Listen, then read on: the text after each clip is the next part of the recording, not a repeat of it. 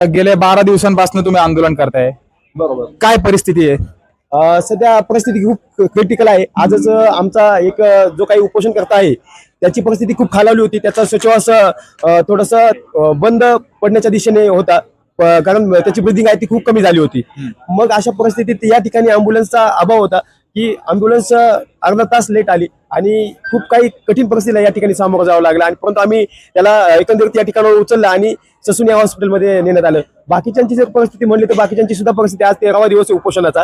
तर अशा परिस्थितीत बाकीच्या लोकांची सुद्धा परिस्थिती खूप खालावलेली आहे. आमचे जे काही सहकारी आहेत, आमच्या ज्या काही बहिणी आहेत त्यांची सुद्धा शारीरिक परिस्थिती खालावलेली आहे. आणि शासनाने या गोष्टीकडे खूप गांभीर्याने लक्ष घेतलं पाहिजे. आणि ज्या काही आदिवासी विद्यार्थ्यांच्या ज्या काही मागण्या आहेत ज्या काही शैक्षणिक आहेत, संविधानिक आहेत, त्या संविधानिक मागण्या या पूर्ण कराव्यात हीच आमची देवेंद्र फडणवीस साहेबांकडे मागणी आहे. जे काही आदिवासी विकास मंत्री अशोक उईके आहेत यांनी आमच्याकडे आमच्या मंत्री असून सुद्धा जो काही विकास केलाय तो विकास मात्र या ठिकाणी दिसत नाही. कारण आदिवासी विद्यार्थ्यांच्या ज्या मागण्या आहेत त्या संविधानिक असल्यामुळं आम्ही त्या मागण्या शासनाकडे मागतोय, परंतु शासन त्यावर कुठलाही निर्णय घेत नाही. मग अशा वेळेस माझं एकच या ठिकाणी आव्हान असेल की देवेंद्र फडणवीस साहेबांनी की जर तुम्ही आमच्या ज्या मागण्या आहेत याकडे लक्ष दिलं नाही, लक्ष घातलं नाही, तर आम्ही यापुढे रस्ता रोको करण्याचा नक्कीच या ठिकाणावर आम्ही आव्हान करू की जो काही पुणे सोलापूर हायवे आहे तो आम्ही त्या ठिकाणी रस्ता रोको करू आणि आमच्या ज्या काही मागण्या आहेत त्या तुमच्याकडून हिसकावून घेऊ.